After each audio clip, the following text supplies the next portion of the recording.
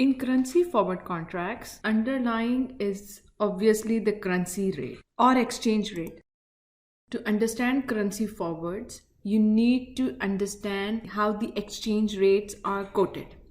For example, assume that you are an Australian and Australian dollar is your domestic currency and you want to trade Australian dollar against US dollar. So if one US dollar is equivalent to 1.3 Australian dollar, then how they write the exchange rate? They write the exchange rate in this manner. They will put domestic currency in numerator and foreign currency in denominator. AUD 1.3 over USD. This is domestic and this is foreign.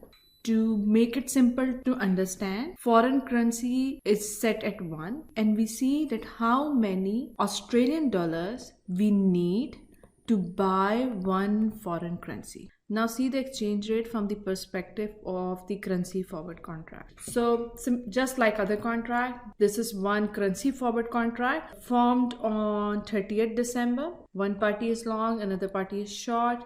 Expiry is 6 months, 30th June 19. And this is the rate they have quoted. This is the underlying. Underlying is what? Australian dollar over USD. And this is the forward price they have quoted.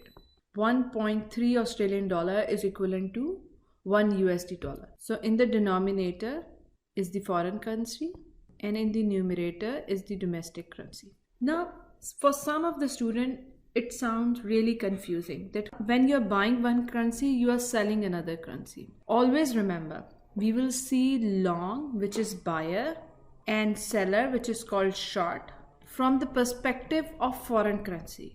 Long will buy USD1 for 1.3 Australian dollar and short will sell USD1 for 1.3 dollar. It means if anyone is buying USD, then he and she must be selling Australian dollar.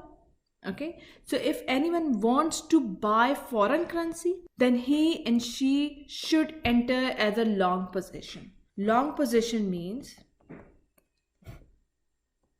buying foreign currency and selling domestic currency.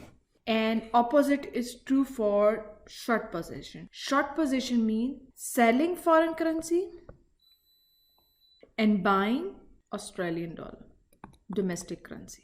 With the currency exchange rate, when you're buying one currency, then you have to sell another currency to exchange it. And just like other contract, this exchange rate will be compared to the market exchange rate at the end of the expiry date, at the execution date, to see which party is in profit.